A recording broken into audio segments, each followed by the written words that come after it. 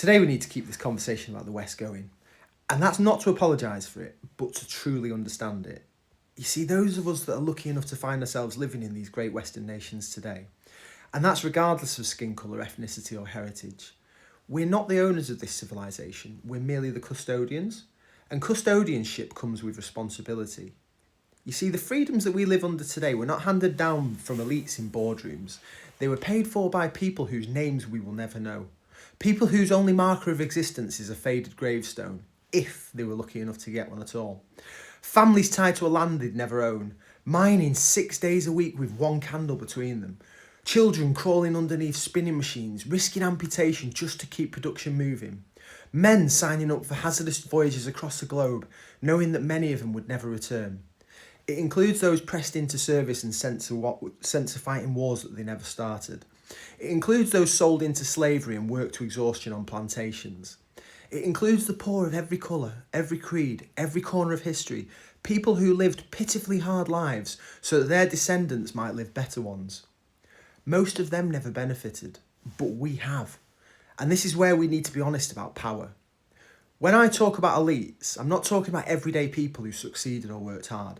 It's about a small ownership and influence class that historically did benefit from the plantations, monopolies, empire and extraction, and whose wealth compounded over the generations.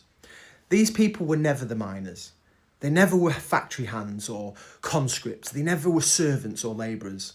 And yet today, their descendants and those who occupy similar positions of power increasingly use that accumulated wealth and influence to criticise, dismantle and destabilise the very societies that the rest of our ancestors built through sacrifice. And then alongside them is this class of hangers-on, careerists, activists, media figures and bureaucrats who gain status or security by advancing ideas that sell both their own ancestors and everyone else's short. And that distinction matters because there's a dangerous myth today that anyone with pale skin was somehow an overlord or a master. That history, which is neatly divided into villains and beneficiaries, just is not true. It wasn't. The truth is that the vast majority of our forebears, yours and mine, were poor, expendable and simply trying to survive. What makes the West remarkable isn't that it was perfect, it's that it learned. Racism existed, and in some place it clearly still does. But we are living in the most free, tolerant, self-correcting version of our societies that's ever existed. And the sheer number of non-white people who want to live here is a testament to that fact. People are not risking everything to escape from the West, they're risking everything to join it.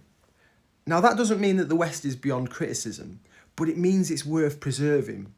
So instead of hating how we got here, we should be grateful enough to protect it, grateful enough to improve it, grateful enough to leave it intact for those that come after us. We need to honour the West, honour our villages, honour our towns, honour our cities, honour a system that for all its flaws allows us to speak freely, worship freely and live without fear of the state. Because if all we do is take, mock and resent it, then it won't remain as it is. It will become something else. And history shows us this very clearly. Once something very precious is lost, it is rarely recovered.